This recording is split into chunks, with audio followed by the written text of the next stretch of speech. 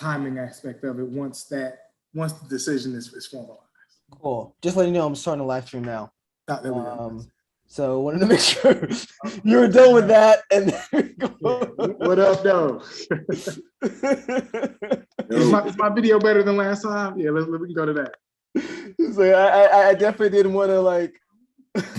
I saw that out there. So, Nicholas, what's up, man? How's it going? Usual rush to get on here before 8:30, like always. Kids Turn trying the to kids down. Making sure everything's locked and blah blah blah blah blah. Yeah, I get it. Christian got his bath early and then was running around in his pajamas. Like, why am I not in bed? I was like, don't worry about it. You'll figure it out. Yeah. All right. I'm just going ahead and posting this on our. I made sure I labeled it right this time. The episode 33 voter suppression laws. So it's not going to be Saeed meeting. Posting. That sounds interesting. Let me check that out. Yeah, that sounds something interesting. Saeed meeting. I think we changed it eventually, right? I think it actually officially changed. So it took a while, but that was embarrassing. I got the Nick Lewis. I got the Nick Lewis podcast. Podcast purge, or not purge, but podcast dump. I think it was yesterday or the day before. I get like 4 alerts, like episode 31, episode 32, episode 33. I was like, all right, Nick, you right. Hey, we got to drop the content. We got to make sure everybody knows when we're dropping new content. Yeah, I'm also just posting this in our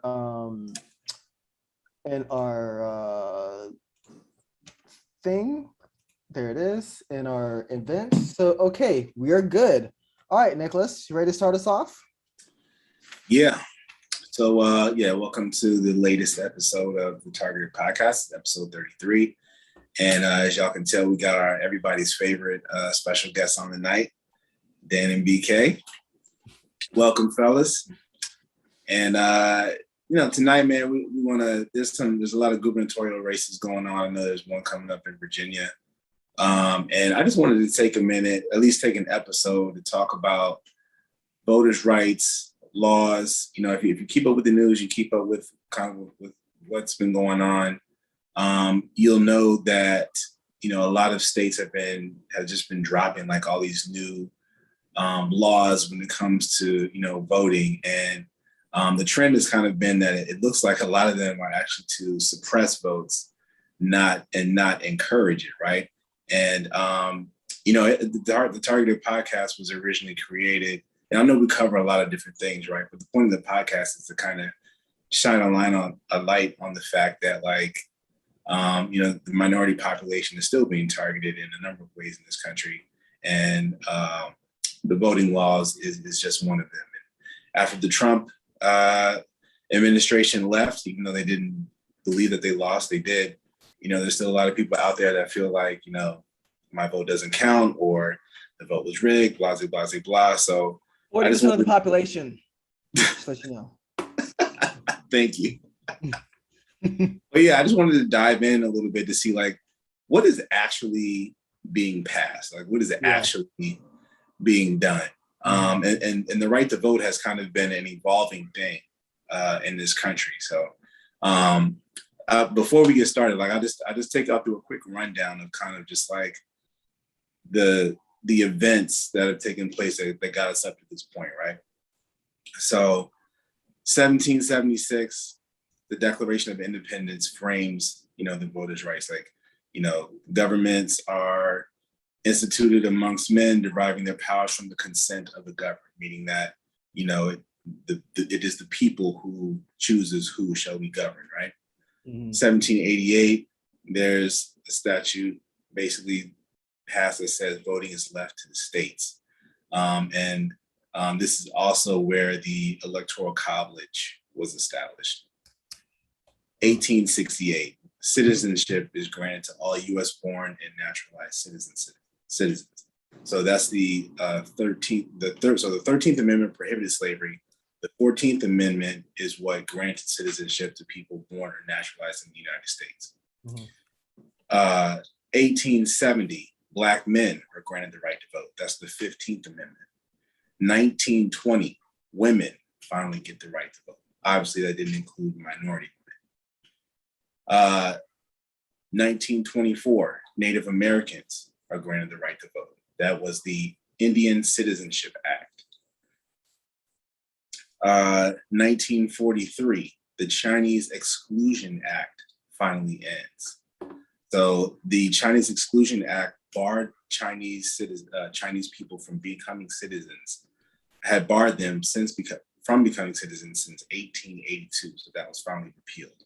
So by gaining citizenship, then they are then finally allowed to vote. That's 1943. 1961, Washington, D.C. residents can finally vote in presidential elections. Wow. 1964. What's that? What was the year? Say that. That's my first time hearing that one.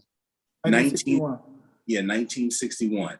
So that's part of the whole that's the 23rd Amendment. Taxation without representation, that and the fact that they still don't have a senator. Right. Yeah. Well, Right. they don't have. Yeah, we can. That's his own topic right there. Yeah.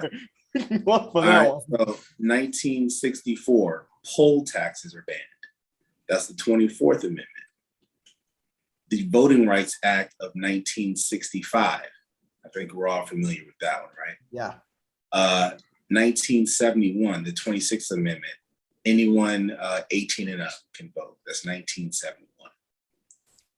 1975, there's an amendment to the Voting Rights Act to allow non-English speaking voters to vote. So they're given instructions and assistance with registering and being allowed to vote. So that's just a group of people who they might have been citizens, but they're not, because they're not English speaking, can vote, right? 1982, this is one that always tripped me out. President Reagan signed a 25-year extension to the Voting Rights Act. So you have a Voting Rights Act. Most people think that, hey, it's passed, it's law. And then all of a sudden it comes back and it's like, they had to, for the law for Black people, for a lot of minorities, you had to extend it. Why isn't it just a law? It's a 25-year extension. Yeah. Reagan's greatest hits, boy. And the fact that like that happened during your lifetime, Nick. Yeah. Right? Like let's think about that. That's crazy. It happened during your lifetime, and it still has a time limit. Dude, I mean, Were you making an age joke just now, DK? I was not actually trying to. I promise you, I was not trying to. I was just looking at it like, wait a minute. I promise you. I know, No, I felt it. I was gonna let it ride. well, no, because I mean, like, I wasn't born in '82. So, like, I couldn't say our lifetime, but like the point is, like, Nick, you are still very young. You clearly look like you're 12. But I mean, brother. like You the look fact great. that, like, it was like you were alive. We're talking about it right now, and like your kids are younger than the age of 5, and that's when this thing happened, right? yeah, man. Recent. 1984, the Voting Accessibility for the Elderly and Handicapped Act. So this required polling places in federal elections to be made accessible to people with disabilities and the elderly. This is 1984. So when I was born, so I'll say before I was born, and before Dan was born, like if you were elderly or disabled, you couldn't vote because like you had no way of getting in there because the voting places didn't have to accommodate you. Well, they certainly weren't making it easy, right? I mean, if you're in a wheelchair, you're gonna have to wheel that bad boy up the curb, you know? Up a flight of stairs. Yeah.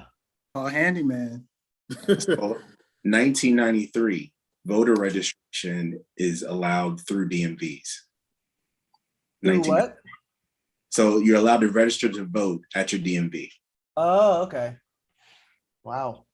It's just like all this stuff is just like, it took this long for some of this stuff to happen, man. Well, it's about power, right? Like, it's so funny.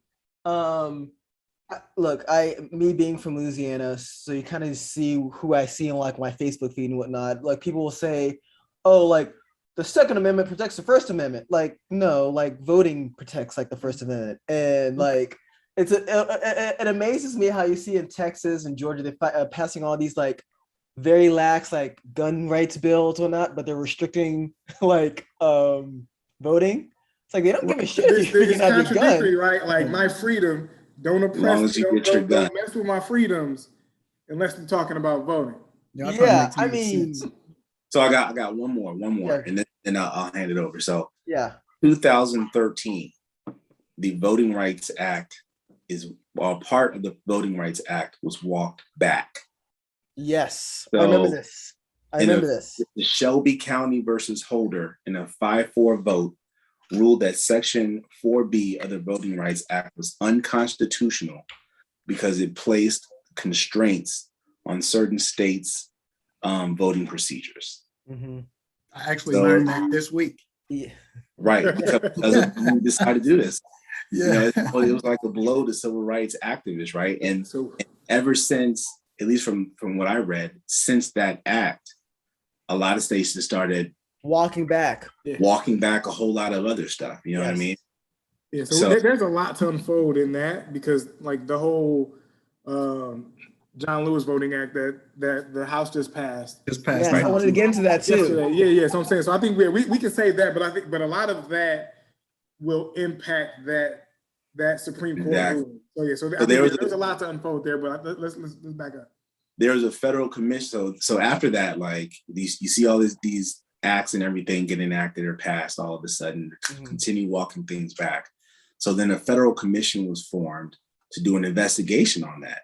And they basically found that 23 states enacted newly restrictive statewide voter laws, 23 states. Absolutely. So that includes polling place closures, reducing the hours, new voter ID laws, absentee voting, putting limits on that, putting limits on early voting, all sorts of stuff. I actually found a website that listed like by month the number of provisions that were passed to limit voting. I mean, it's insane. Yeah, that tells you where the real power is, right? The power is in the people, and they're actively taking that power away. It is shameful. I have like a whole list of like what like the Georgia voting let's hear.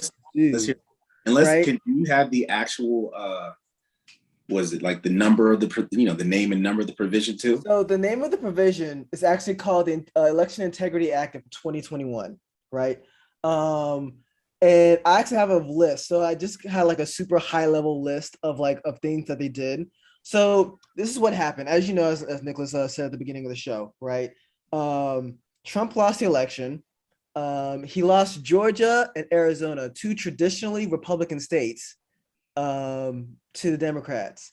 One of the things that happened was that on November 3rd, it was suggested that he was going to win until they started counting the absentee ballots, right? And that's when they pulled ahead. And like a lot of and Georgia kind of just in such a quick motion like had a revenge bill. Oh, also Georgia elected 2 Democratic senators for like the first time in like a long time, right? So yeah, Georgia changed to an all the way blue state overnight, and a lot of people aren't happy with that. Yeah, so here are some of the things about that. Like, so for the voter, like absentee voters, like you used to verify that absentee ballot by signature, but now you have to do by your license number and other like documents, which limits people who doesn't have licenses or other documents. So if you don't have a license, does that mean you can't do an absentee vote? If I just decided I'm scared of cars and I don't want to drive? Or some people don't have that. But yeah, if you don't have a license number or other documents, right? Then this makes it harder for you to vote, right? They changed the deadline for absentee ballots to 11 days. I think it was like 14 days earlier, right? So they've shortened that down. So runoffs. So if you guys remember what happened with the Georgia election, the two, the governors, the Senate race, those are runoffs, right? Both of them are runoffs, and they ended up happening. So they found out it was a runoff in November, and they didn't have enough till I think January 5th to January 5th, and that doomed January 6th day, right? So yeah, they're actually changing. So that was like what, 3 months to a runoff, right? They're actually changing that to like 4 weeks now. So so once the election like happens, because Georgia has a lot of runoffs, there's not only 4 weeks to a runoff, and they reduce the early voting to 1 week. You know how Georgia has long, well, the South in general has very long election lines. Georgia was the case. That was the case. Here's a super sketchy one too. So state election boards can now choose to replace county election boards, right? Of a election board member of their choosing. So get this, right? Let's say if you're in a county, like an all-black, so counties have their own election boards, and then there's a state overrun election board, right? Let's say if in a black county, right? Or a county that maybe was Republican but voted Democratic, right? The Georgia's state can now replace the county election boards, right? That just kind of blew my mind. That's super sketcy. That's super bogus, is what that is. Yeah. It's bullshit, is what it is. Here's the popular one that caught like all the attention: the food and water, right? So this is the one that caught. Eat or drink in line? What? Yeah, so you're not allowed to get food and water within 150 feet of a polling place or within 25 feet of the election lines. So right. Let's stop and talk about this one in particular, and because I think this is the perfect one to have this conversation on, because this is the easiest example that you can then go back and look at all the things you said prior and all the other rights that all the other laws that are suppressing votes, and because if you look at them from the outside looking in, like, what's the harm? Okay, so you can't get food and water. If someone who doesn't understand, like, we'll say communities that have people of color or more, lower income communities, or the communities that are really impacted by these laws, you might look at these and say, like, whatever, that's no big deal. But when you go to vote, it takes you 30 seconds. But if you go in the hills of Georgia and you got to stand 3 hours in line and you're hungry and you want some water, like, that's going to turn some amount of people away that in a close election can end up being really. That's the goal. And so all of these laws that you just mentioned significantly impact people of color and lower income people more. And that is just by fact. Yeah. And that law too. So the way they kind of explain that law it's kind of like the bribing law, right? So you're not supposed to like have like any political shirts within 500 feet of a polling station. So that's kind of like, you're not supposed to give anyone gifts or whatever right before like they go into the polling station. You can, however, according to this law, says that you can have an unmanned dispensary of like food, like of like water, right? But you can't have like people actually go up and give you water. So. And there's a companion law to that usually stuff there. Comes in. That's where they close down voting or polling places in those neighborhoods. So if we've got 15 polling places in this neighborhood, lines are short. Well, we're going to close the 4 ones in this neighborhood. So you got one spot to go to for these 5 communities. So the lines are going to be super long. And now we're not going to feed you. So it's going to deter people from going. Yeah. Anything to keep the the state's color, if you will, from changing. Like if you blue turning red or red turning blue, like anything to keep the status quo. Yeah. It's crazy. Absolutely. Oh, I think he's frozen again. He is. He's super frozen. So while he I think he came back. But so what had happened was so you guys the connection was like being real slow, so I just turned off my VPN and it shuts off for a little bit. So that's my story, and I'm sticking to it. So but before we get too far removed from Nick, when you were reading the numbers and such, like, So I read a couple of things, and so I want to sort of piggyback on what you were giving.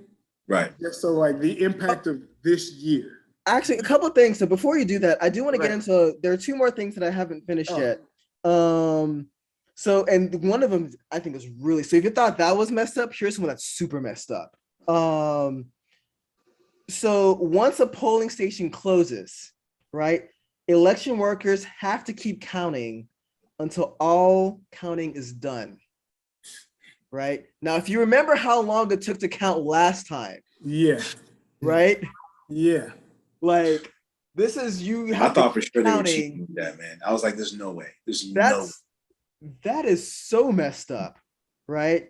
They also reduced the certification from 10 days to 6 days. I mean, that one just blew my mind though. Like, you have to keep counting, you have to keep working. Yeah. until like all votes are counted, which could take days. So yeah. That's what and we're not going to give them an increase in pay. That's definitely not going to happen. Yeah. Oh, God. What are you talking about? Volunteering. Talking about? That's not in the budget. Better take this out. Whatever it is. Yeah. That is insane, because all that's going to do is just increase likelihood of error. And then what it really is going to do is it's going to decrease the number of people that are going to sign up to do it. Yeah. Which is going to make the lines and everything happen even slower and make everything even worse, because like less people are going to do it, because like I'm not about to withstand that haze for no reason. Yeah. Oh, yeah. I mean, where I vote, I've only ever seen really like 4 or 5 people inside, like really helping people. Yeah. Along the process. So That's you reduce that by half and still have the same number of people trying to vote. Exactly. It just pisses me off, because in a perfect world, a Democratic Party, or not Democratic, but just a political party would lose, and they would say, hey, this is the target audience or the target demographic that we're failing on.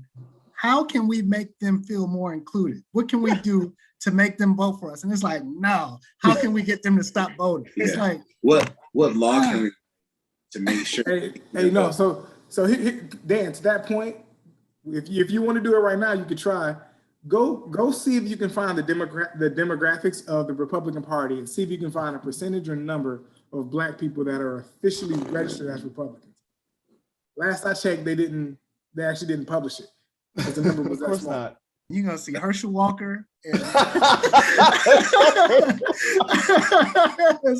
it's going to be like 3 people just. Oh, God. What was the dude that was like doing, was it housing and urban development for Trump? Ben Carson? Oh, crap. Ben Carson. Ben Carson. Ben Carson? Yeah. You talk about somebody that wasn't qualified. Dude, bro, you were What do you know about this? Yeah, he was a doctor. Exactly. He's a doctor. Like a highly respected one. I mean, why not just make him a Surgeon General? Yeah, no, that's a great point. So Never he's actually in the African American Museum, right? As the first person to try to attempt to, I think, try to separate twins by brain stem or something like that. I mean, I have a book about him. I mean, I thought this dude has a movie on Netflix. Yeah, he was an amazing guy, but he just came out like an idiot. Yeah, but so BK, I think you were trying to go back to some of the points in history that I pointed out. So what were you trying to say? Or not even the points of history, but you talked about the astonishing number of laws that have been put in place, right? So I'll tell you, when I first started looking at this, like, I don't get overwhelmed very easily, but there was a level of like, I don't even know where to start. Because when I first started looking at stuff, there was so much. And so I got stuck on the numbers. And so then that kind of took me down the rabbit hole of what's the rationale behind all of these. But let's look at some of these numbers real quick, just so that like you can kind of understand what I'm talking about. Between January 1st and July 14th of 2021, so this year, at least 18 states enacted 30 laws that restrict voter access. So Nick, you had said this before, and it's actually interesting that the opposite is different, or the opposite is more, because at the same time, 25 states enacted 54 laws with provisions to expand voting access. And so I think the issue here is that even though there's been all of these expansive provisions, the oppressive the voter suppression provisions are way more impactful. Mm-hmm. Here's like even more numbers from like a holistic perspective. More than 400 bills with provisions to restrict voter access have been introduced in 49 states in the 2021 legislative sessions. On the flip side, again, numbers are stupid. More than 900 bills with expansive provisions have been introduced in 49 states. So the sheer number of voting provisions is insane. Mm-hmm. But it ends up being sort of like a tick and tack game, right? Oh, we're trying to suppress the vote. Well, let's do these expansive votes over here to sort of counteract that. So you kind of get that game going. But at the end of the day, the voter suppression laws are way more impactful, especially because there's this false, I mean, this tends to happen in today's political society, but there's a strong, there's a lot of misinformation and a strong belief that's incorrect about this significant level of fraud that's happening. Mm-hmm. Absolutely. You look at any credible source that's outside of foolish opinions, there's actually not a lot of fraud happening. So that's so funny to say that, because I actually have numbers from that. So Texas, one of those states that have that are increasing, trying to put these voter suppression bills in place. And I don't know if they actually successfully passed this bill yet, because I know the Democrats were trying their best to filibuster it, and they went on trips and they're trying to prevent the vote. I think they may have, but remember that. Yeah. So BK straight walked away while I was talking. Man, come on now. We'll go ahead and take a bathroom break while Zahid talks. It's cool. No, it's cool. Yeah, go ahead and take a bathroom break. No, you didn't see my signal. Did anyone see my signal? What signal? Oh, so I had my glass up and I pointed to it. So I'm at my bar, so I'm literally right behind the computer. I pointed my glass up and I pointed to it. And I thought y'all saw it, but I kind of. I want this drink. So I ain't saying nothing. We thought you rated the drink highly. I thought you might want to come back. I'm it's all good. I mean, it's fine. Get your drink. I'm listening. I'm just re-upping. I'm listening. Targeted podcast, our guests walk away from you. Yeah. I'm messing with you. They can't be back. No, so Texas, right? In 17 years of voting, they found 154 cases of prosecution to vote out of 74 million votes. Think about that number for a second. Give me those numbers. Let's do this real quick. What percentage is that? So the guy said it this way: you're more likely to get struck by lightning than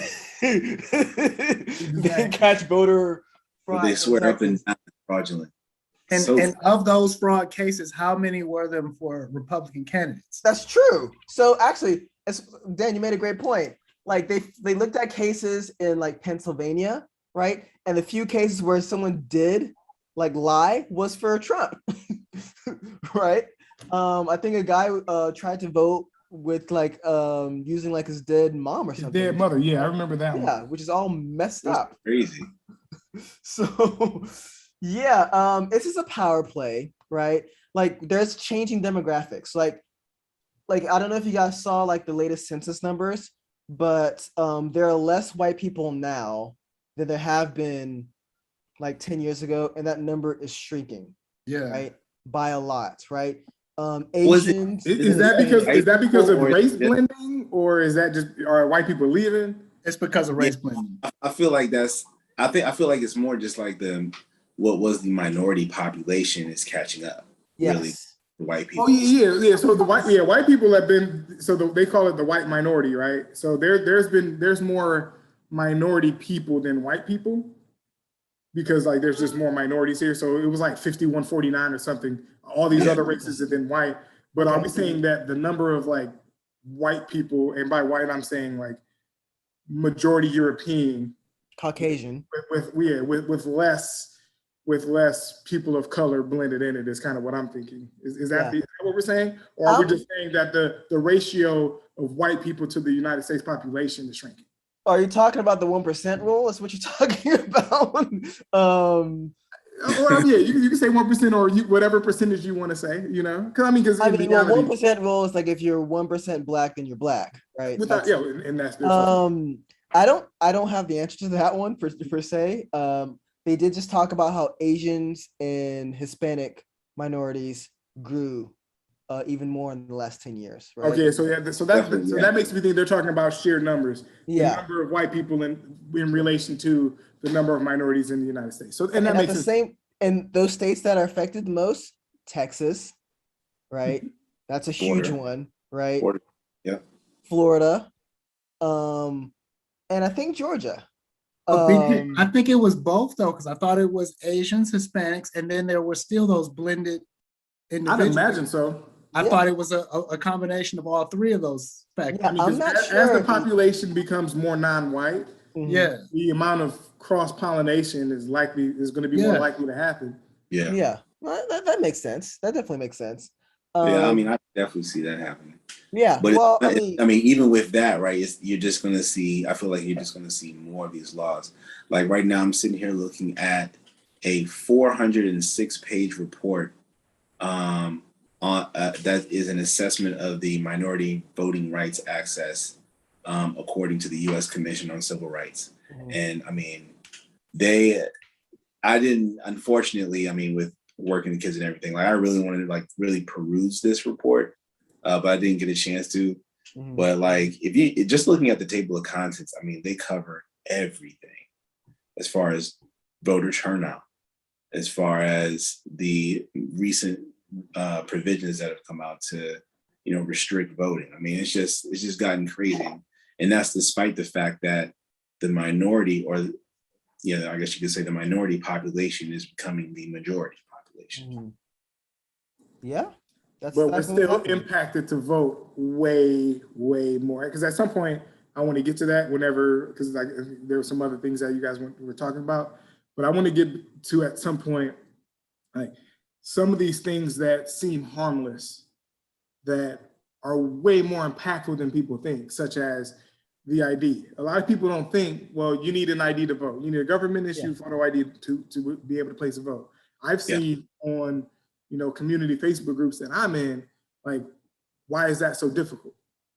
That's coming from a place of privilege, because for most people that's never been in poverty situations, they don't understand how difficult it is for certain communities to get government issued IDs. Whether it's they can't afford to get off work, it's expensive, or I think how Dan was putting it, the location to get it might be 75 miles away. Closest one 75 miles away. And I gotta wait in line when I get there. Yeah, you have to go to the DMV, and who likes going to the DMV for anything?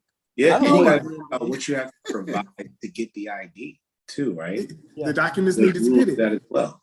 Because they made that more difficult, right? So all these things that, like, okay, well, we'll figure it out. Well, I mean, in reality and in the way things have played out, and this is probably, in all the things that I've read, this is the stat that I think blew my mind the most, that 1 in 4, so 25% of Black voters in America, and eligible Black voters, do not have a government issued photo ID. So if you're thinking like, oh yeah, that doesn't matter, well, you're taking like literally a quarter of Black people and eliminating them to vote by this law, because there are things in the way and barriers that are preventing them from getting a government ID. And every time that we make a stride and do something, here comes law. So let's say the Democrats get together and they come up with a plan that they bus people to the nearest DMV that's 75 miles away, and they get these people licenses. I guarantee you that next week there'll be some law that comes out that says you can't do that. You can't. Yeah, of course. No more buses driving more than 5 people. Like that's the game that we're playing. That's what we're doing. It's like, if you can't see that, to me, it's kind of frustrating, because I feel like you don't want to see it. Oh yeah, you don't. Absolutely. Oh, well, there's definitely people that like that. They just don't want to see it. Yeah, or they just don't believe it. Or put yourself up by the bootstrap. They want to remain ignorant, so they can say whatever when they say it out of ignorance, right? I like the way you put that. Those are the same people that don't think Black people are oppressed. Yeah. Well, they don't want to believe it, right? They want to. Just They saying. want to talk about their black America's friend that America's not I'm friends with a black guy. I mean, he seemed okay, and Exactly. yeah, they talk about it from a micro sense, not a macro sense. Like, Yeah. Well said. Very well said. hey, you said it perfectly, right? That's 20. It doesn't seem like a lot. That's 25%, right? That's enough. Yeah. But how That's close- enough to sway the vote. Yeah. That's enough to close sway the was- vote. That's enough. Yeah, just Yeah. enough. But America I isn't a do- racist country. Y'all gotta remember that.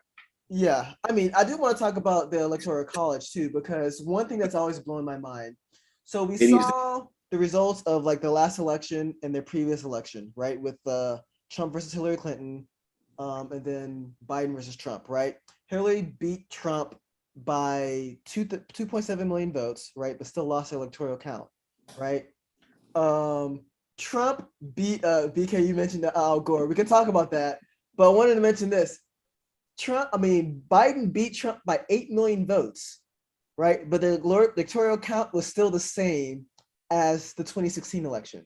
It needs to go, man. That's crazy. Oh, Yeah. my Like- God. That. So when you put it like that, Yeah, that's insane. yeah. That's by 8 million votes, and the electoral college it just flipped, right?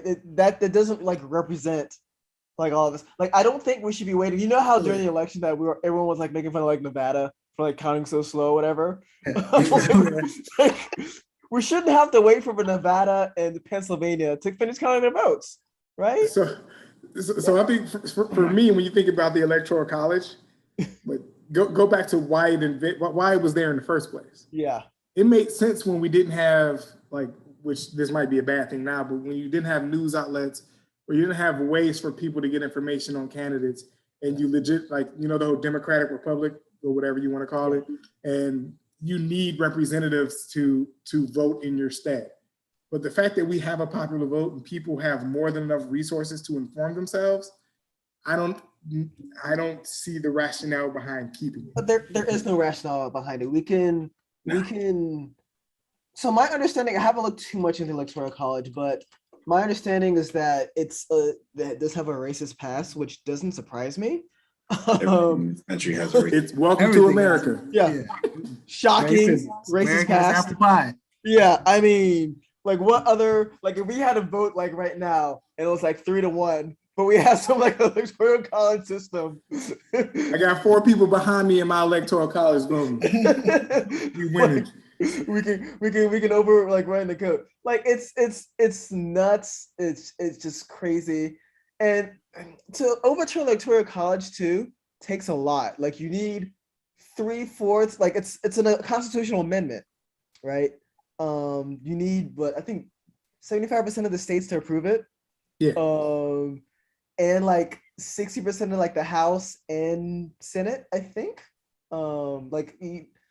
Everyone needs to be on board. And right now, people. That's a cornerstone of our democracy. So y'all tell me if I'm wrong or not, right? But with the Electoral College, it's like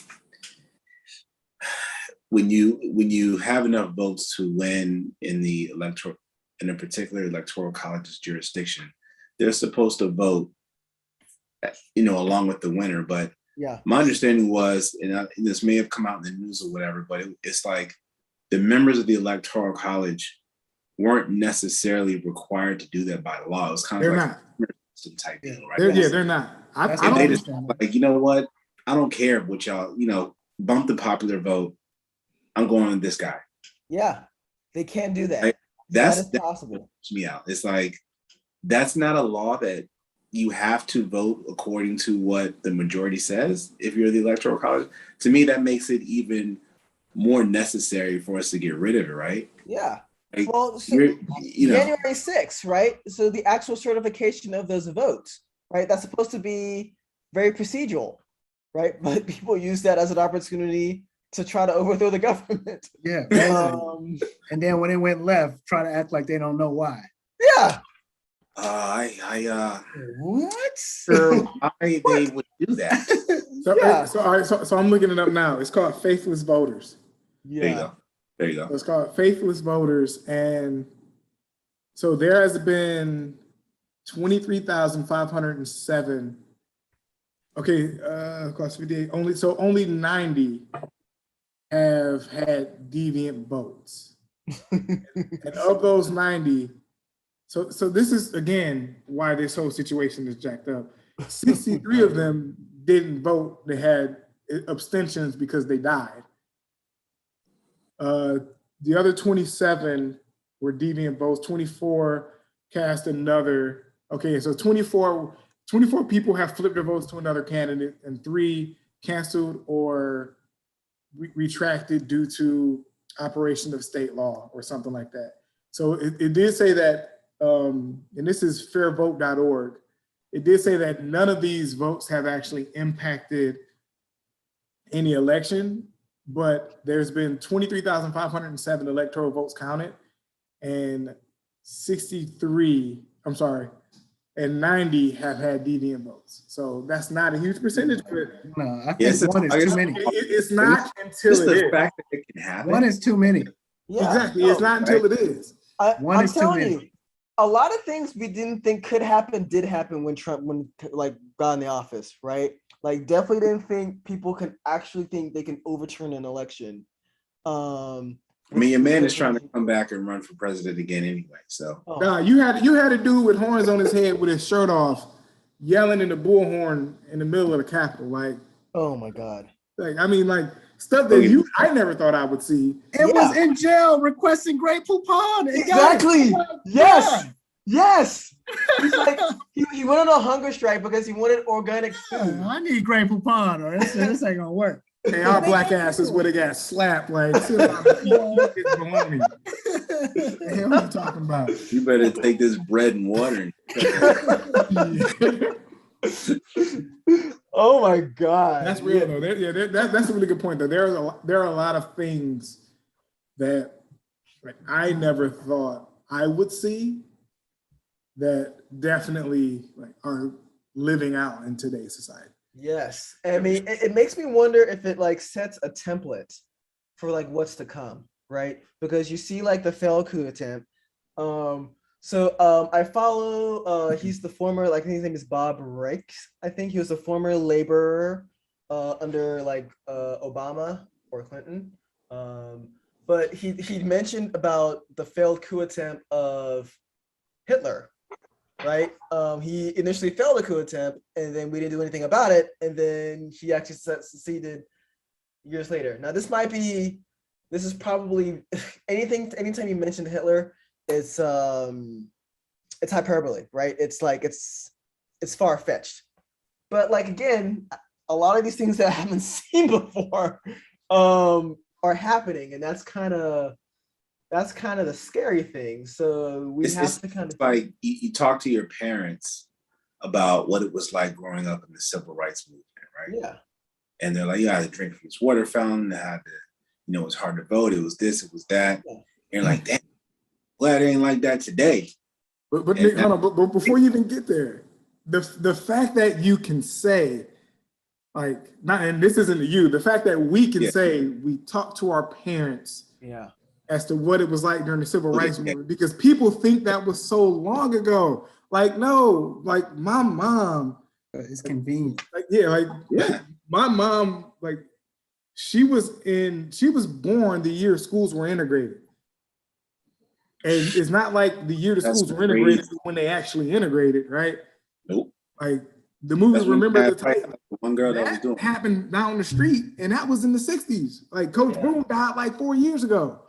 So people act like this was so long ago. But sorry, like I'm just like that was not that long ago, but people don't remember. No, it puts things into perspective, man. And then the fact that we're here, we are back again, full circle, talking about voting rights, and the Voting Rights Act had to be extended. Excuse me, I thought the shit was a law.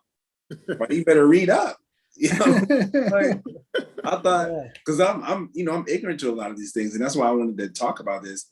I'm like, they passed a law, some law. No, there's, we see on TV or CNN, President such and such signed a 25-year extension to the Voting Rights Act. What? Yeah. The devil is in the details. Is there do we need to do an extension on the Second Amendment? It's not an extension of the right to bear arms. What are you talking about, man? That's American freedom, boy. What are you talking about? Freedom. America. What you talking about? That? America. Yeah.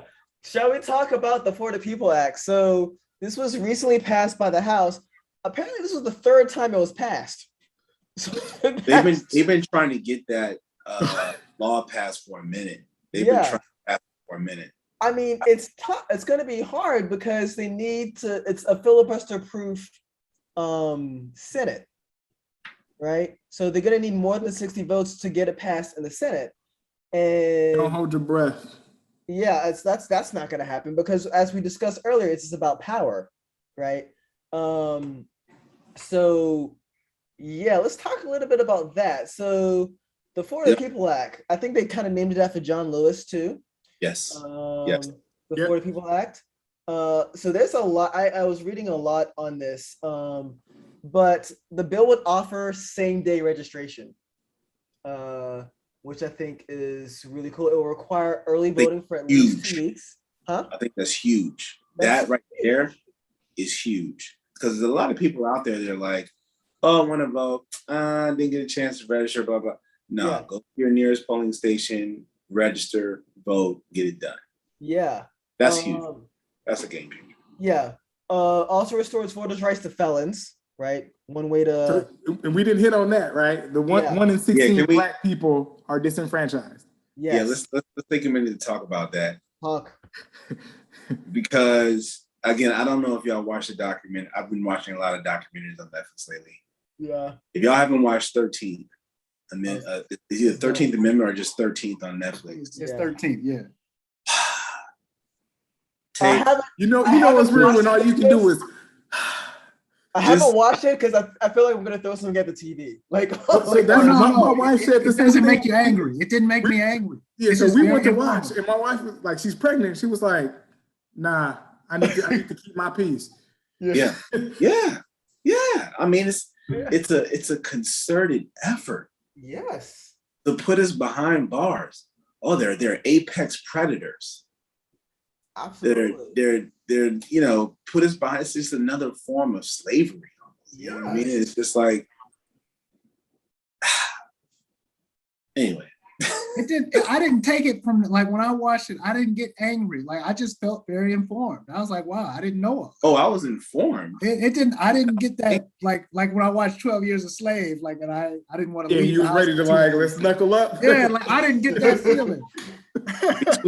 between watching 13th and watching the documentary that they had on the Black Panther Party, I mean, I was about ready to go jump kick the freaking state capitol. I mean, it was between, okay, put them all in jail and hey, they're trying to do something for themselves. It's got to stop. How are we supposed to get anywhere? Like, no matter what we do, we try to assimilate into American culture. That's a problem. We try to do for ourselves, be for ourselves, lift ourselves up. Yeah. That's a problem. Yeah. Unless we're not slaves anymore, that's a problem. Put them all in jail. Yeah. I mean, we're not going anywhere, right? We're still 13% of the population. Yeah. You know what I mean? Like, so when I hear people talking about, voting is a waste of time and all this other BS, it's like, man, you better look at history, bro. Yeah, I'll put it this way. They wouldn't be trying so hard to keep us from it. Yeah, it didn't matter. Because think about it again. Why are you really trying to keep me from doing this? They're willing to give you all the guns. It's like, here, have your gun, open carry, everything, because they know they have the bigger guns. Right? Yeah, exactly. They're always gonna have the bigger guns. Do it if you want to. Yeah. No, that's real. Or it's hey guys, August is Hip Hop History Month. What? Hip Hop History Month? They did. That's yes. Juneteenth. I did not know that. That changes everything for me. First off, hip hop. Happy Juneteenth. Started like 30 years ago. I love it. That changes everything. That's funny. But see, the disenfranchisement piece to me is very strong too, because that's another piece similar to the ID check, right? Yeah. It's like, it's another thing that it's a law that disproportionately impacts people of color and especially Black people. Yep. Like people like, well, no, they're felons, they don't need to, because it's not impacting your community, because your community aren't targeted and arrested at rates higher than they should be because of the way our society is. Yeah. Like, if it impacted you more, then you would feel a little differently about it. But people don't, because it doesn't impact them. So yeah, that was another one that hit home. I think it's literally 1 in 16 Black people that can vote that are voting age eligible can't vote because of the disenfranchisement laws. And again, that's another, it doesn't seem like a lot, but in the grand scheme of things, that can sway like a state. I mean, has to in my give, opinion, man, you need to be able to vote. Prison is supposed to reform you, right? That's why you go.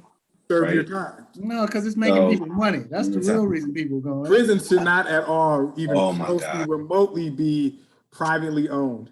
Because Dan is 100% right. Like, that's the topic for an entire prisons are privately owned. You know that stuff is about money. It's about money, man. It ain't about reform. That shit about money. But we can talk about prisons too, because that's probably its own episode, because there's some pretty crazy laws about that. Like like private prisons are required to have a certain percentage like of capacity. And if they don't meet that requirement, they can fine the state to give them more money for not having that. That incentivizes arresting people. What is that? That's crazy. That incentivizes arresting people, right? So if they don't have 97% capacity in some of these like prisons, they can fine the state, right? Because that's built in their contract, which is, bro, that shit makes zero sense. I'm trying to make somebody pockets getting fed for money. It makes a lot of sense if you're trying to make money. Somebody out here making money like shit. Yeah. I mean, yeah, that's nuts. All right, so like back to the For the People Act. A couple of things that they're also trying to do. They're trying to restrict the Citizens United stuff. So they're requiring super PACs and other dark money organizations to disclose who their donors are, and it's trying to kind of cut down on like on foreign influence, because we had a lot of foreign influence in the last election. Like China stole the election. Yeah, I mean the last election. One really good thing I saw in this bill too was that it would make Election Day a federal holiday. Oh man, that's love that. Huge. Love that. Another thing that impacts Black people. Yes. And people of color. So folks that are in lower income communities that are more closely to the poverty line can't afford to take the day off of work because they don't get the day off of work, and they don't, like for me, it's voting day. I'm gonna vote in the morning, so I'm gonna show up late, hit my boss up like, I'll catch you at 10 o'clock because I'm gonna go vote at 9:30. Yeah. I can do that. Yeah. But if you can't and your job doesn't afford you to do that, then it's like, I can't go vote because I gotta work. If I don't show up to work, I'm gonna lose my job and I gotta feed my family. Yep. Yeah. So like people don't realize like that subtle like thing right there has such an impact on communities of color that like it deters a lot of people from voting. Like that's gonna hurt us more than it helps us, because people are gonna wait to that damn holiday to go vote. Now, how much longer do you think that line's gonna be if everybody's out voting? Oh, that's fair. Well, but it also increases the time for like early voting, right? And same day registration, right? So I mean, look, I think voting should be easier, not harder, right? Yeah, exactly. Absolutely. Like easier, not harder. And let's face facts and facts. When it comes to like this sort of thing, right?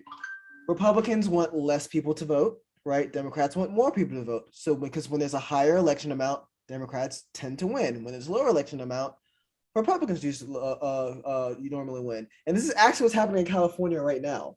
They had a recall election. You guys caught that? I did not. So yeah, there's a recall election for like I think his name's Galvin Newman. Yes, Newman, right? And he got caught slipping, like doing some messed up stuff during COVID, right? So he like imposed some COVID protocols, and he made it like, and then he broke his own protocol. He was closing down like certain wineries in like California, but he like left his open. Now people called him out on this crap. So yeah, they were gonna call you out on that, dog. they called him out on it. Yeah, I mean, Oh yeah. So people got pissed off and they were able to force a recall election, right? Now here's the thing. A lot of people don't know about this recall election in California, right? So part of it, like I read an article the other day, so he could actually lose with like less of the vote, like percentage of the vote than he had last time because people just don't know about this recall election, right?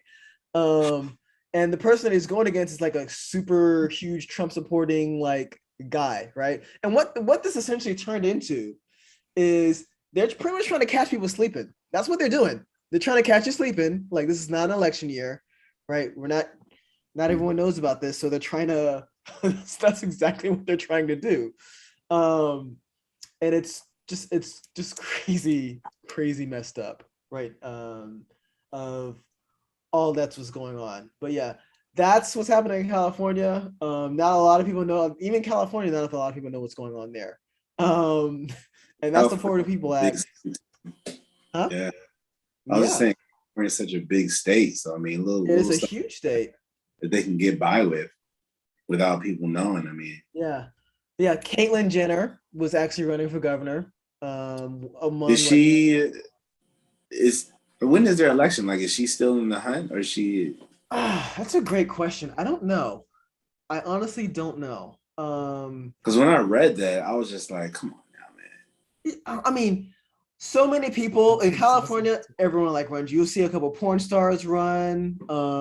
Everyone. That list is like Caitlyn Jenner doesn't have a personality, so I mean, and your man's won, right? Once the Terminator actually won, like the election, it was like, oh shit, he won. But Arnold got swag, man. Yeah. Well, but the fact that like literally the Terminator won the election, I think that gave people some false. You gotta have some swag. I mean, Reagan was the same way. There you go. I mean, so Reagan won the California election, governor, and then he won the presidency, and he was an actor. He had swag. Reagan? Yeah, I mean, I don't like the guy, but he has swag. I mean, he has swag.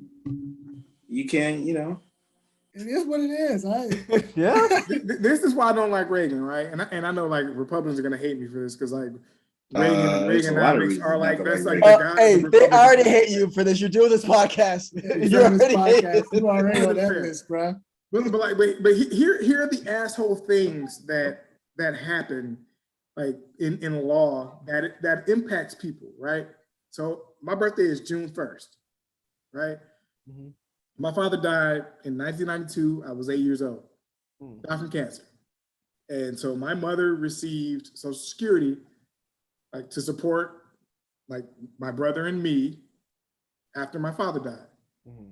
Because my birthday was June 1st, my birthday counted in the month of May. And so my mom did not receive a check for me in June because my birthday was June 1st. They were like, we're gonna cut that first day of the month off, and we're gonna make that a part of the previous month. So if you're born on the 1st, you're not getting a check for that month. That makes no sense. It was one check, but it was the dumbest shit ever to me and pissed me off. But Reagan, like that was his thing. Yeah. Well, Reagan, right? So he was the one that first gave the notion of like he painted the picture of 10 dark-skinned individuals that were lazy and do drugs and all that stuff, right? It's amazing how the tables have turned, how like the the drug epidemic is not black people. And how the empathy just arose, right? Yeah, I know. Now the opioid crisis. Our country has empathy now. Yeah. Like, we gotta fight this opioid epidemic now. Like, yeah. Save the children. Addiction is real. All we got was whack ass Dare. Hey, Dare was live though. Dare kept me off. Dare was live, man. Dare was cool. Yeah, I rock with Dare. Officer the Ghetto was the homie. She's doing well. The only thing I really remember from that time, aside from like the 15-minute Dare presentation every school year, oh God, was the commercial. This is your brain. This is your brain on drugs. I remember that commercial. That was Yeah, I remember that commercial. like, I'm not trying to have my joint scrambled up. I'm good. And wasn't there like a cartoon tiger or something that was like the damn mascot? Yeah. That sounds about right. Yeah, actually, I won like a Dare essay contest in the 5th grade. I got a big, strong ass medal from it somewhere. I don't know why I remember that, but yeah. And I support Dare. I think Dare. So that's why you're defending Dare, because you had to give you an award. I run Dare. Yeah, I like Dare. He was the unofficial spokesperson in a way. He is biased. Why don't you go back behind the bar for a second? Drug and alcohol resistance. Exactly. As I sip my Bell Mead. Shout out to Bell Mead, by the way. Big Fire Distilleries. What's up? Oh yeah. So as soon as that, I mean, it worked to a degree. I mean, I enjoy my bourbons now, but I mean, it serves a purpose. You know, I'm not mad at Dare. It serves a purpose. I mean, I suppose, but I'm just saying, like, the level of, you know, Dare was just like a little volunteer thing, but now you got commercials running every other day talking about the opioid crisis. It's a hell of a lot more. It's a lot different. And all this other stuff, you know. Yeah, no, they're actually trying to bring some of the people to task now, right? Like a lot of pharmaceuticals. I think one huge pharmaceutical was sued by like a lot of money for like the opioid epidemic, right? That was in the news recently. I don't remember which pharmaceutical it was. But think about the difference, though, right? Like they're trying to get opioids out of the white community, where like it's a legitimate known thing that they legitimately flooded Black communities. Yes. Yes. So I mean, there's two different ball games. Like Black people getting shitted on, white people being catered to. Like, it happens. Yeah. No. Absolutely. Yeah. Yeah, and we can go on and on that. So actually, it makes me think about this is a totally random thought right here, but it made me think about this. It's a movie on Netflix right now called, I think it's called like American Revolution or whatever. Mm-hmm. I don't know if you guys have watched stuff on like the History Channel, like where it's like Savage Kingdom, like Drunk History or something like that. Where like I watched Drunk History. Yeah. So think about it like this: it's like an animated version of Drunk History, and you have like George Washington, Paul Revere, like trying to save the country from the British, but it's something that's written in this time, right? So like Thomas Edison is an Asian woman, and you have like the blacksmith helping out. You have like a Black guy who's a blacksmith. That's like a running joke throughout the movie, like trying to help. It's hilarious. Like y'all got to watch this thing, man. I am so. That sounds extremely entertaining. Yeah, you said that's on Netflix. Yeah, definitely have a drink in hand while you're watching that, because that would I'll watch that. Yeah, for sure.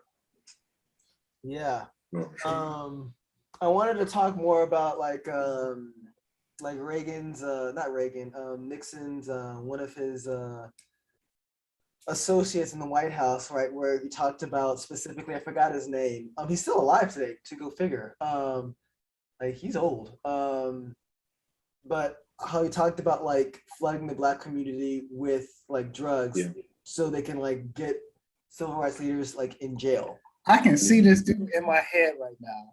I can't think of his name though. Yeah, I mean, it starts with an E. Yeah, I can always. It starts with an E. I thought his name was. Is that Stone? That's not. That's not you talking about. You're not talking about. Roger Stone. That's a different guy. Oh, different. Roger Stone. Yeah, he's a weirdo. That guy's weird. He has Nixon. No, he has like Nixon tattooed on his back. Yes. Yeah. Oh, okay. Whoa! Time out. Flag on the play. You got another dude that, like, however much you think he might have impacted your life. Like, I love my wife. I'm not getting my wife's face tattooed on me. It ain't just. It's like a whole. Yes. Yeah, it's like a whole portrait on his back. Let me share my screen and I can educate you. Here it is, right here. I mean, it's you know what? The bottom picture, second from the left, tells me everything I need to know about this. That pose. Go ahead and enlarge that for the. He thought he was swagged out. Oh, he's super. Oh no, the fact, he's doing too much. Yeah, he's doing a lot. that's Wow. yeah. I think we're done here. So Wow. I'm sorry for bringing Good that talk. up. What the I hell? thought that's was what you were that? talking And about. on that note, Oh, that's funny. yeah, that's that. But I was actually talking about another guy. I forgot his name, My and I bad. can't think of it now after seeing that. So, yeah, that guy's that's just so weird and just Yeah, he's a oh weird my guy. god, yeah. He went to jail, but he got like pardoned by his crime boss Trump. So of course, it's so important to make sure he goes free. So important. yeah, of course. It's crazy. So yeah, that's all I got for voters rights. You got anything else, Nicholas? Dan? I got two things. No, BK got something. Oh, I got two things.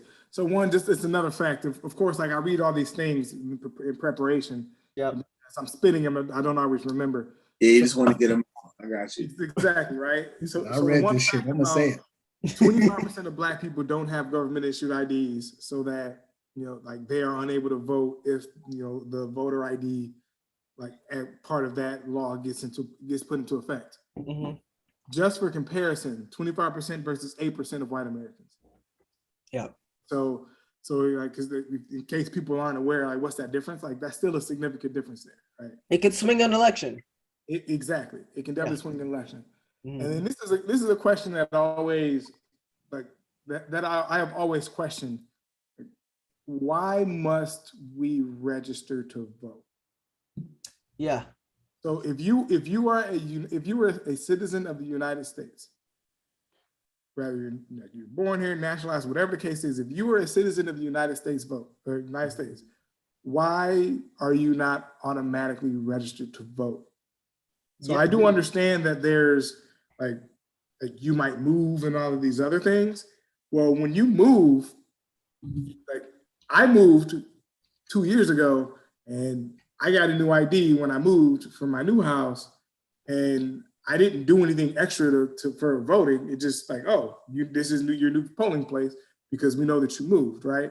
So I understand that there needs to be like things in place so that when you do change locations and all of that stuff, that you're voting in according to your district. But at the same time, like a part of me says, fuck that, for the simple fact that if y'all can gerrymander all day long, like I should be able to like manipulate where the fuck my vote goes. I don't trust you bitch ass people anyway. So there's a part of me that feels that way, right? So it's like, if I want to manipulate me so my vote is back at, in Indiana where I went to school, and like, stop gerrymandering my districts where I live. But that's a different story. Yeah. But I didn't do anything to register to vote in Prince William County. I literally moved here, got online, put some stuff in and said like, hey, I just moved here, I need an ID. I got a new ID. But that's what happens. That's what happens when you can vote through your DMV though. I mean, you update your address and all that. Your DMV gets wind of that. You get your new driver's license. Therefore, your voter information gets up. I mean, So I hear you, right? So I'm not saying I'm on the voter registration side. I mean, I think I'm not saying that you don't need to. Like, I'm not saying that you eliminate like voter registration, right? Because clearly there's people without IDs, right? Mm-hmm. So I understand the need to register to vote in specific situations. So I think you have voter registration like there so that people can register to vote. But what I don't understand, because I hear saying like, because you registered to vote, don't mean you're gonna vote. Yeah. So if Joe Schmo is over here and he's registered to vote, then and he doesn't show up to vote, then his vote's not gonna be counted anyway. So I don't understand why I need to register to vote just so that I can go vote, where everyone should automatically be registered to vote, and then you can take the necessary steps to make sure you're counted where you're supposed to be counted. Yeah. So that I understand and I get. But everyone is in who though? Process. When you say everyone should automatically be registered to vote, who are you talking about? Well, yeah. So if you are a citizen of the United States and you have your legal citizen documents, and not even that you need to like garnish those documents, but if you're being counted for a census, if I can get some papers that says I need to be counted in the census, then that means that you know how to find me and you can register me to vote. Yeah, we know who you are. Why do I have to tell you, right? Exactly. So if you can find all of these people from a census perspective. So like, yeah, if you just got here and if you're an immigrant or if you're here illegally, then like, yeah, like clearly, like there are people that aren't here. But if you are here and you're supposed to be here, when you go vote, your name's going to be on the roster. Yeah. But what about those people who are taking care of parents? Maybe a parent came from the South and they're not staying with them. So yeah, so I mean, so if they're not a citizen, then they can't vote, right? Well, no, I'm saying there may be a parent that came from the South. They moved up and stayed with them. Now they're staying with them, and they haven't registered anywhere. How would they just go somewhere and vote? Yes, and so that is where the registration. That's why you keep a registration process, but it shouldn't be mandatory for folks that like that. I know where you live. I know where you are. I can find you. Why do you have to go register? But for folks like, okay, I just moved from Florida up here to Indiana to go take care of my people, and my new residence is in Indiana. So like, you need to go register to vote in Indiana, or you need to drive your ass back or fly back to Florida and vote in your natural residence. Okay. So like, you got one of two options. You can either register where you're living, or you can fly back and go do it where you are. Yeah, I didn't want to interrupt you, but so one thing I didn't mention, like in the for the people that. So I'm going to read a line from line here. It will require states to hold early voting for at least 2 weeks and would establish automatic voter registration for individuals to be eligible to vote in elections for federal office in the state. There you go. So, there are some common sense things here, and I'm the first person to tell you common sense isn't common, but there are some things that are very easy to implement that we should do. Like I shouldn't have to register to vote when like I have an ID. Like if you don't have an ID, you probably need to register to vote, right? Yeah. If you have an ID, like the government knows where you are, you filled out your census, you do your taxes, all of these things, you shouldn't have to register. That makes sense. Yeah. If you've been jacking up and ain't doing your taxes, if you don't have an ID and all these other things, then like, yes, you do need to go register to vote. And so those folks that haven't been counted, go and register. But for the easy people that, that have kept up with these things, you shouldn't have to register. Automatically register people. Yeah. And the exception is what we're talking about. Then yes, you leave voter registration open for the exception. Right. And that percentage is going to be 5 to 10%, and that's probably being conservative, but whatever. Mm-hmm. Yeah. No. So that's my mindset. Like that irks me. No, too. that makes sense. That makes sense. Yeah, that kind of makes sense. At first, I was like, but yeah, I was with you, Nick. I was with you. After you explained it some more, I'm like, okay. I appreciate the skepticism. Yeah. I appreciate it. What was your other thing, BK? Oh no, the other thing was just about. I wanted to bring up the other percentage. Yeah, the 25%, which is cool, but without the context of the white people in the situation without IDs is at 8%. And so I think that matters. It's 25%, like, well, if white people are 30%, it doesn't matter. But like, no, like there's a significant difference. 25 to 8 is significant enough to swing an election. Mm-hmm. That was the other piece. No, absolutely. Yeah, no, very well said. I do think it's pretty interesting that you're talking about automatic registration, and that was actually in the bill. So that's funny. Yeah, foresight right there. Great stuff. Nicholas, you got anything else? Dan, you want to add anything? The only thing I want to say is I'm going to drop this for anybody who's watching. You know what I mean? Like after we go live, right? Mm-hmm. All of our episodes are available on YouTube, also available on Spotify, Google Podcasts, etc. But I just want to make sure that people know, like, I'm going to drop the link to this report in the video, just so people can have like the actual documentation. So this isn't from, some website. This isn't from like fairvoting.com or weshouldvote.com or whatever. This is what I'm fake news. It's not fake news. This isn't just like conspiracytheorist.com. Yeah. Take a minute to just go out there and look at the actual report from the voting commission and just make up your mind from there. Like, take the time to get registered and go vote and be active in your community, because honestly, it's more important now than it's ever been, and that's just my opinion. You know what I mean? Well, the devil is in the details, right? Yeah. The devil is in the details. That's why they hide all the fine print. We all have like We're all living our lives. We don't have time. A lot of us don't have time to research this stuff, right? Barely had time to research it for this podcast. Yeah, well, of course. But how many people are like actually researching, looking at this stuff, right? True. True. Yeah, that's kind of like the problem. Like even some of the stuff that you said earlier in the beginning of the episode, Nick, with like the total history of it. Like I knew, obviously. So actually, it was a couple of days ago. It was the anniversary of like the women's right to vote. I think it may have been today, or earlier this week. But Black women couldn't vote till 45 years later, right? Yeah. And literally, I mean, think about that. They're one of the last groups that were allowed to vote, and here we are in the 21st century. They are the reason why certain folks are getting elected and winning, right? Because damn sure ain't black men. Like we're losing out here. Yeah, no, you know what I mean? Kind of are. I mean, I'm not one of them. I voted. Yeah, but I'm just saying. man, I vote in the primaries. I vote in the what do you call the off-season elections? Yeah, gotta do it. Gotta do it. There, I don't wear my sticker. Important. I don't wear my sticker, but I vote. I don't need that's a fake validation. Yeah, I'm a stupid sticker. I don't need that validation. I vote because I don't trust people. How about I vote. Hey, look, if you want to get people to vote, how about you give me a little something off my taxes? How about that? Hey, you know what? Hey, that's a hell of a point, though. Hey, give a $3,000 tax credit for people that vote. A voter tax credit. Bro, I bet you them numbers. Hey, you know what? Republicans will never do that shit. They don't want you Negroes to vote. Give me. I don't even need $3,000. Give me $500. I'll be anything.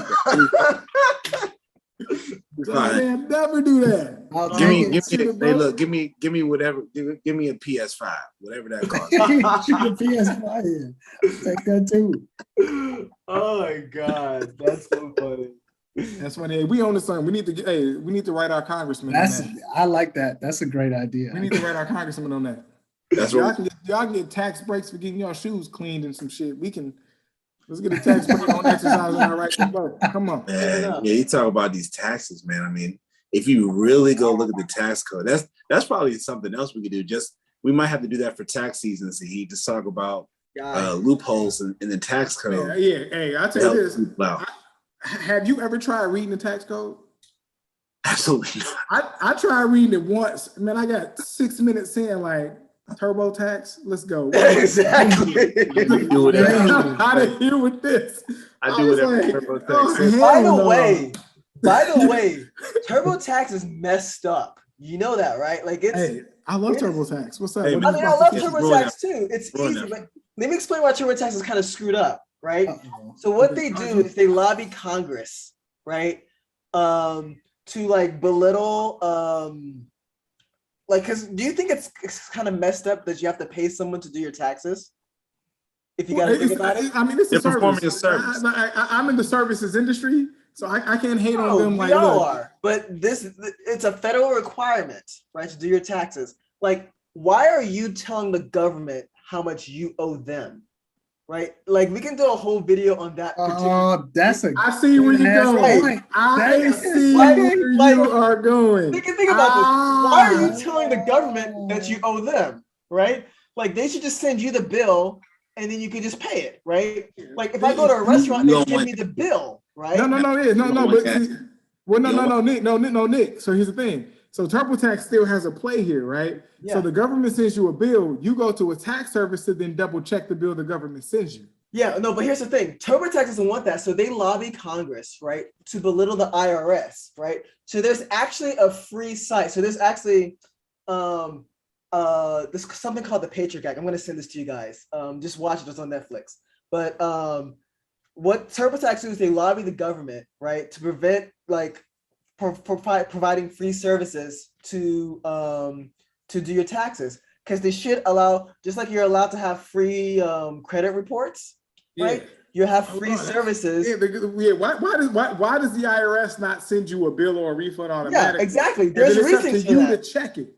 Yeah. So it's up to you to check it. If the government does it, people like the government knows how much you pay, you owe, right? Because if you lie, well, I guess from a deduction perspective, you have so it would be up to you to send your deductions in. That's the only difference. yeah, still, but they know how much but you can make owe. that system work. Yeah, they know how much you owe. I'm with right? you though. Bruh. So think about it, right? So TurboTax spends a lot of money lobbying Congress to like make sure that they're weakened in like and not trying to change that tax code, right? Because the tax code or the way our tax process doesn't make sense, right? Again, this is a capitalist society. We're in the services build. We're in services, like you say, BK.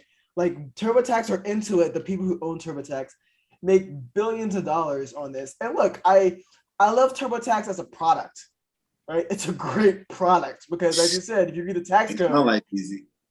Yeah, make but sure the necessity to use it though is the question. Yeah, like why do I need to use it? I see. That's the thing. You just blew my mind with that though. Yeah, no, but I'm gonna tell you too. I did not realize they were lobbying the government like that. Oh yeah, I'm gonna send you guys to watch that. Everybody's like my company's lobbying the government for random stuff. We Like, that doesn't surprise me. Yeah, they do it, but like it's they've been your company.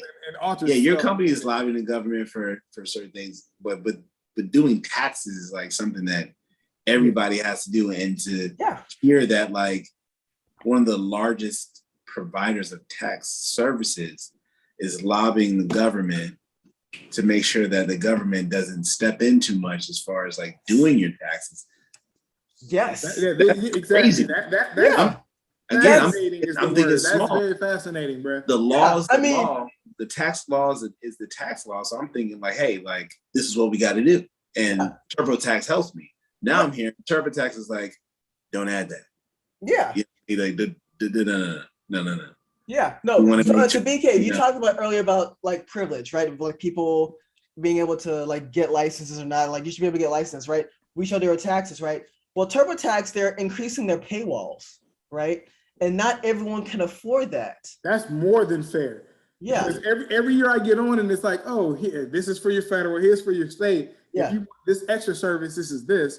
So I had a random question about something and I was so mad. I was like, you know what? I'm paying for this extra thing because I got this question. I'm calling. So I called the TurboTax help person. This chick couldn't have been older than 23. And I'm like, she was super young, right? And that doesn't mean that she didn't know what she was doing. But the quality of answers I got, She didn't know what she was doing. Exactly. Because she was young, she didn't know what she was doing. Yeah. But my point is though, like people who don't have a lot of money, who are like more impoverished that have to do their taxes, right? They may have to use TurboTax, right? And they may rub against a paywall and they can't afford it, right? That's real. That's very real. And the free service that they have, like, is purposely made crappy. Right? So unusable, right? A lot of people talk about how government doesn't work. Well, a lot of times because the government is underfunded, right? Yeah. And there's a reason for that because lobbies are making that happen. The most impactful thing you said in this conversation was, why must we do our taxes for the government? Yeah. Why does the IRS why do they not provide a way for us to provide our deductions? Yeah, think about it. Well, isn't it messed up that you're doing your taxes and telling them how much you owe? Right. Well, the messed up thing about it to me is that you're already being taxed. Yeah. Right. Every check, everything. But that's the part though, because we want to make sure that you got taxed right. The government takes taxes out of it already. But we want to make sure that they didn't take too much. When you think about it, but even I mean, that to me just means that they need to look at like how the tax itself is. That's fair. If I'm already being taxed at the end of the year, then I'm supposed to go back and still like do my taxes again. And you owe more, you owe this. To me, or you've been taxing me all year already. If you got deductions, or you shouldn't have to do anything. Yeah, I mean, in my opinion, you shouldn't have to do anything anymore. I've already exactly. That's the point, right? So here's the key. They know how much you owe. Right? You may have made deductions, but they know how much you owe. And here's the kicker though, that they know how much you owe. And they know how much you pay. So the deductions are the only thing. And here's the kicker. Every IRS form that you have to fill into your files, they get a form. So if you trade stocks, like that, the 1099, whatever that form is, they get it. If you have mortgage deductions, they get that form. Every form that you get that you have to then claim on your taxes, they get the equivalent form. The only thing that I have to put into my taxes that are different, that, you know, I have to provide them that they don't know, are charitable donations. Mm-hmm. And I'm sure there's a way for them to figure out either how to accept it from me or how to get it from the source. But the charitable donation is the only other piece that they need to come up with your taxes. And if you give them those, they should give you your money back, and it's up to you to then check it if you need to. Look, we're in the technology world. We make billions of dollars online, right? We buy things from Amazon, like we buy things, the stock market's online. Like you mean we can't figure out taxes, like to make that a little bit more seamless? Like we can figure it out. There's a lot of things we can figure out. Yeah, there's a lot of people that don't want you to figure it out. Exactly. That's the point. I'm gonna send you guys stuff, take some time to like just review it. It is very eye-opening, like what I saw. Like I like TurboTax as a service. I'm not gonna stop using it. It kind of but you gotta be thinking though. I'm with you. Put you in a situation like I know a dude that goes through the tax codes and does his taxes by hand, and I was like, "You're insane." Yeah, it can be done if you really take the time. But I wasn't always using TurboTax either, right? I used to get the books from the library and do what I had to do, right? No, like again, like I tried that, and as things get I opened it up to read it. I was 6 minutes in, and I said, "Hell nah." It's not fun.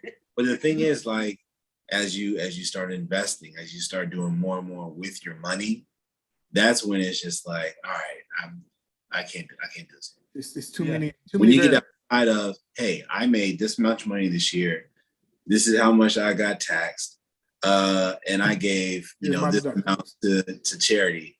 Where my money at? Once I got beyond that, I was like, all right, I'm done. Yeah. So, you got it, Turbo. Yeah, Nicholas, to your point too. So my mom, she was an accountant. She always did her taxes like by hand, like every year. Oh, right? So she does do it by hand. She had the hat. Past tense, right? So I introduced past tense, used to, right? Yeah. So I introduced her to TurboTax because one year she found herself like owing a little bit much. I'm like, wait, why do I owe this much money, right? So I'm like, you should try TurboTax. And I mean, TurboTax has the paywall thing. Yeah. TurboTax is the paywall thing, but it's like, so my mom's like, Nigerian, so she's like very like, skeptic, like, why do I have to pay this? Why do I have to pay this? Why do I have to pay this? Right. But I eventually, like, she went from like having to pay the government to them giving her a lot of money, like a lot more. So I was like, yeah, you're gonna have to start doing this. And then the next year, right, we're in a situation where my parents are like in the retirement age now, right?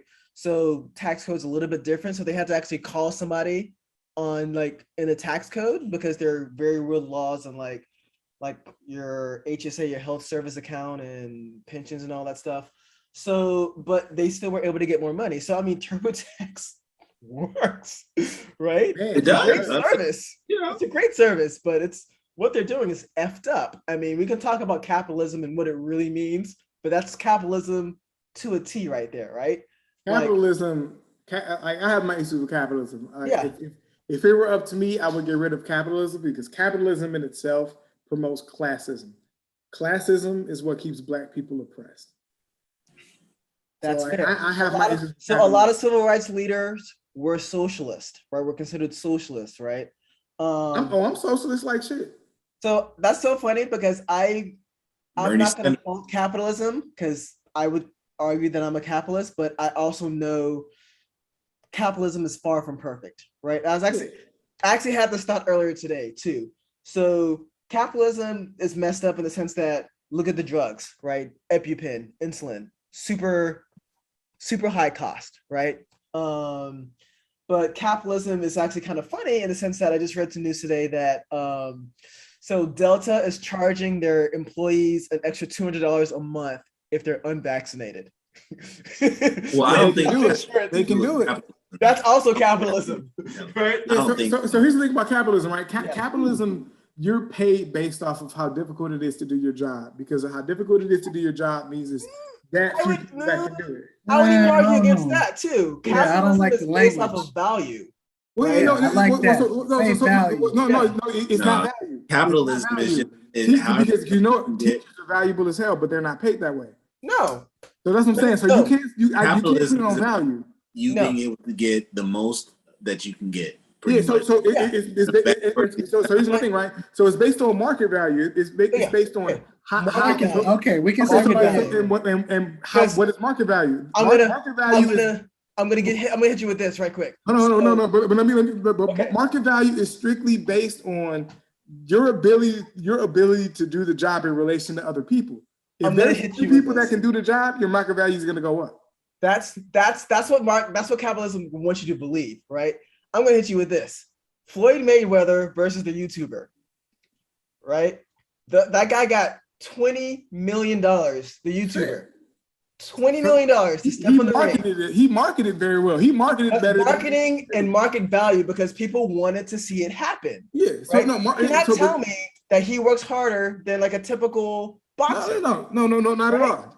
Right? No. But the thing is, Floyd Mayweather got like $100 million off of it. Yeah, right? so Floyd was the driving factor, and then the second piece is he marketed very well, and so his marketing skills are up there. But that's not hard work, though. That's I can do something better. It's never about hard work. Yeah, because my whole point is you can't place it to direct value, because if it was direct value, teachers and firefighters would be paid more.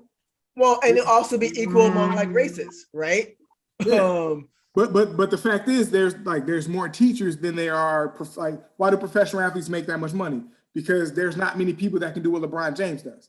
There's not people willing to pay for it. Exactly. People are willing to pay for it. That's capitalism. What people are willing to pay for. So if they want to pay for the greatest boxer of all time beat up on a YouTuber, they'll pay for it. That's more than fair. What people are willing to pay for, that is true.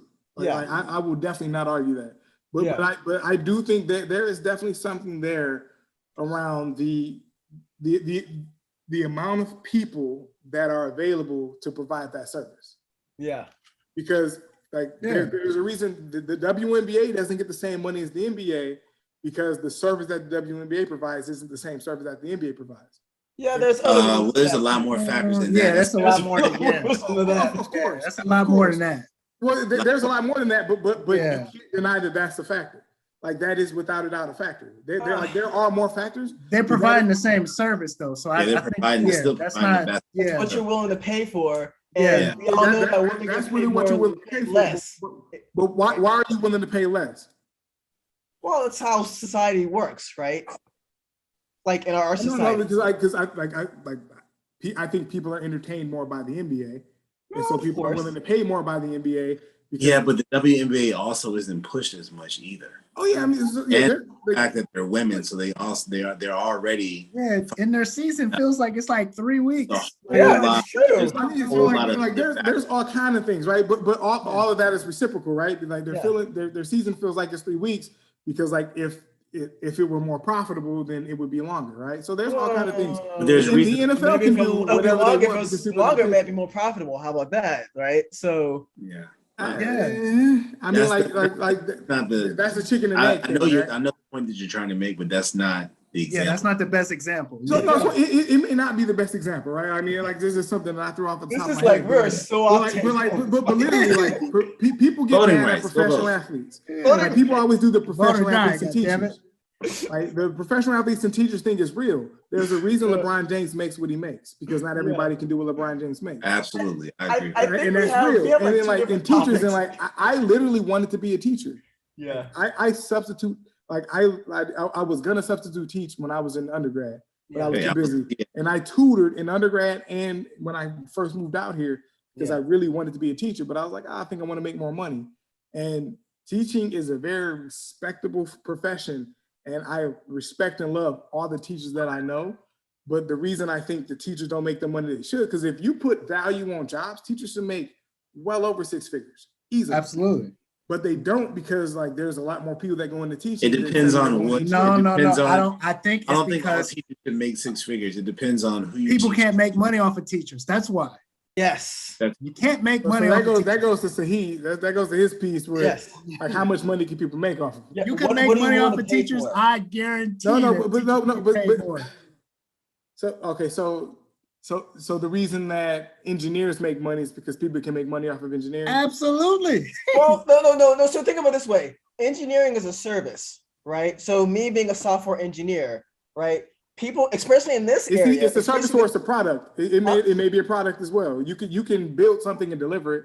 It could be a product. Okay, so there are many ways. So from the company standpoint, right? Like they're looking for software engineers. Like even now in like my team or like in my group, like I had an all hands earlier today, and they're like, look, we need people to come to our like our thing, and they're doing everything to sweeten the deal. We actually just got 12% pay raises for people that are reaching like a certain have like a certain level, right? Like they're doing a lot of things to sweeten the deal. We just like started doing like hybrid working, so not requiring people to come back into the office. So, but that's the thing about like people, and that's how back to the capitalism point. People are willing to pay for certain fields. But the question right? is why? Why? Well, that's part of capitalism, right? I think Dan hit on something though. Because if people can sell you, yeah, and sell whatever I can you're doing, say that's the real. reason why people are paying more for software engineers is because we're more in the digital age, right? Things are moving more online, right? So you need people that have that skill set to help build things and go online, and that also has like other implications, right? And there's another capitalist piece to that is too, like the better software engineers are going to make more money. Ideally, sure. That's how it's supposed I think that is a principle, right? But it doesn't always happen that way. You also look at like the dynamics of that. There are less Black engineers. Are we going to inherently say Black engineers are less qualified than white engineers? So there's a lot. So in theory, right? Yeah. In theory, you're like the better you are, the more demand for your service. The more demand for your service, the more you can require and yeah, that's what it's supposed to be. That's not how it doesn't always play out that way, right? At all. And so that's my point. When there, and so my whole thing is like when there are fewer people that can do what you do, you're gonna make more money. And so like provide what you can provide. If it's in demand. Yes. Exactly. Right. So that's kind of like my general point on that. Yeah. I could be the best paper airplane maker, but don't nobody want that shit, no matter. Yeah, so the dude that can clap his hands faster than anybody, like making money out of that, bro. Yeah. Fair, right? Speaking of in demand, but you want to make a really valid point where like that is in theory, but of course there are external factors that come into play here that impact all of it. Yeah, I did see in terms of capitalism, I saw like a meme. Like I know we're way off topic here, but it's fine. I want to talk about this later. Go vote. I want to talk about this later. BK is leaving now. BK's in a lot of here. What's another drink? Give me a drink. Yeah, no. How dare you guys not agree with me? Yeah, I saw a meme earlier today. I'm sure it's a fake meme. But it was marked up prices of milk crates. Because have you heard about the milk crate challenge? Oh yeah. Yo, can we take a minute? We're like a half hour over, but whatever. Yeah. I didn't know that was a meme, Saheed. I thought that was real. Was that not real? Crate. I think it's fake. I don't think they're actually upsell milk crate like. It looked real. I thought it was real. This milk crate thing is just. I mean, it's just insane. It's the dumbest shit. I mean, and I'm watching like celebrities do this stuff. I mean, I'm just like, why? Why is this like people getting hurt? This? I've seen some of the videos where people like fall. I'm like, dude, like you might not walk anymore. Saw a lady break her arm. I've seen the falls. Oh my goodness. These are all ages of people doing this. People of all ages are doing this. Yeah, like 40, 50, 60-year-olds. I'm like, no, you're not. And it left the hood. It got gentrified. Like I saw it like. You know how that goes. You know how that goes. Appropriation, baby. You know how that goes. Yeah, everything we make hot got to get appropriated. Yeah, I was waiting for like the other races to catch up on that. Good grief. Oh my God. So yeah, I think that video is doctored. But I'm back. I thought it was real, man. I couldn't tell. Well, yeah, I thought it was doctored. Like we went to the crate challenge. Milk crate challenge. Oh challenge. gosh. Which one of the crate challenge videos? Oh no. It doesn't even matter which one. I'm just saying that just the fact that something this stupid caught on beyond me. Like, you know, you see like the TikTok, like with the dancing and all this stuff. Like, I think that shit is stupid, but it's not dangerous. It's still like, not gonna die. It's corny. It's corny. Corny, not dangerous. But like, it's gonna pass. Like, oh, another stupid dance, whatever. But this is like, people are buying a shit ton of crates. Where the hell are you buying these crates and from? Trying to First walk off, I ain't seen a milk crate in years. What? Like, that's because you're privileged, BK. I'll take it because I legitimately have not I haven't checked on you're walking around to your bar. You're walking around to your home. I have not Googled on like Amazon or I haven't checked the Amazon or Google. Honestly, yeah. I mean, I'm with BK. I haven't seen a crate in years. I mean, I'm not even sure where people would go to get. That's what I couldn't tell you. Yeah, I couldn't tell you the last time I seen one. I would relate more to a box challenge than a crate challenge. I get a crap ton of stuff. Boxes for days.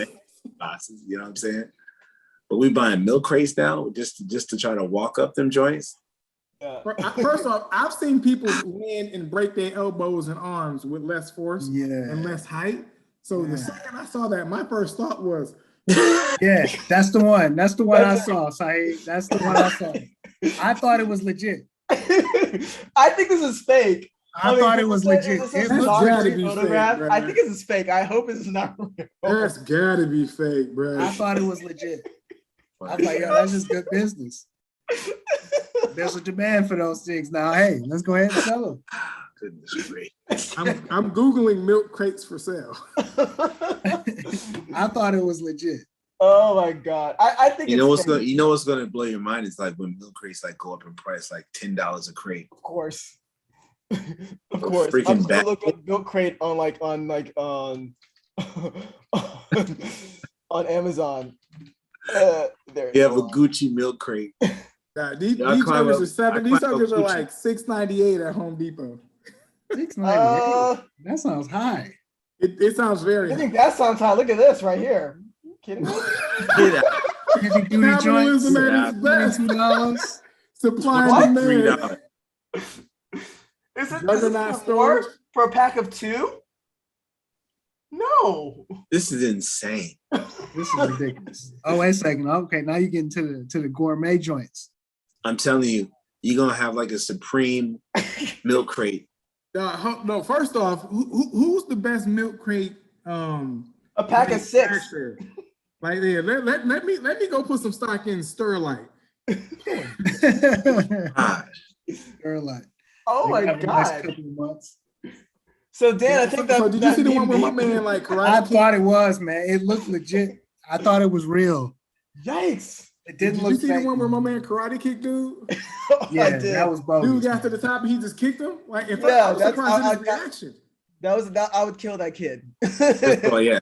If I'm able to get up from that, yeah, I'm going to catch him maybe next week. Because the way my knees are set up, I'd have been done. First off, I'm not climbing no milk crate in the first place. Well, yeah, of course. But I'm just saying, had I hypothetically, I'm up there and somebody kicked me down, I wouldn't. Yeah, I have to see you in a month. It's going to be an adrenaline rush. I don't care what my knees, feet are looking like. I'm coming to get your ass. You come. Has anyone seen a successful challenge yet? Yeah, yes. I saw a lady do it in heels. Yeah, I've yet to see a successful. I seen the rapper Blue in heels with holes in milk crates. Yeah, she had on heels, and she had on heels. I think they were big enough to like not like dropping the whole thing. But I saw a guy actually roll up a blunt while doing the milk crate challenge too. I saw a picture. I saw a picture dude, and he was like the Jerry West. That's the guy. That's the guy. Yeah, I saw Big Mensa do it. He walked up the joint, like took a drink out of some bottle or whatever, and then walked back down. People, I mean, wait, you talking about the rapper? that weird ass dude could, he probably would have did that. That makes sense. And he had one album now, like, but that's beside the point. It's everywhere. It's voter suppression. Go out and vote. Go out and vote, please. Vote or die. Vote or die. Vote or die. Voter die for sure. Yeah. We have so much topics we're gonna talk about with capitalism and taxes and all that stuff. So yeah, you definitely hit on a bunch of topics that could be future topics. Yeah, at the end. So yeah, I think the capitalism part of the first 2-hour episode of the Targeted Podcast. We still have more than one person watching. Cheers to you. Oh, you are the MVP. You are the MVP. Hey Nick, do everybody a favor and edit this bad boy down. This is a live video on YouTube. It's a live stream. No. If you watch on YouTube, when you release the pod. Yeah. When I release to Anchor, yeah, for sure. Yeah. We can have 30 minutes of outtakes just screwing around. I need to do some reels for everybody for Instagram. So yeah. that. Talk about the milkshake. Oh my God. Okay, let's wrap this up. So we wrapped it up like 3 times. Okay. One more time for the people who didn't hear. This is the end. This is the end. Okay. Wait, one more thing. Thank you for tuning in to the Targeted Podcast. By the way, this is episode 32, not 33. Shit. Thanks to our special guests, BK and Dan. Hey, appreciate y'all extending the invite. Hey, happy. Oh, for sure, man. Always a like, blast. comment, subscribe. You know what I'm saying? Last time, I think our previous record is about 120 views. Let's see if we can break that. I don't think your friends. So we out. All right, see ya.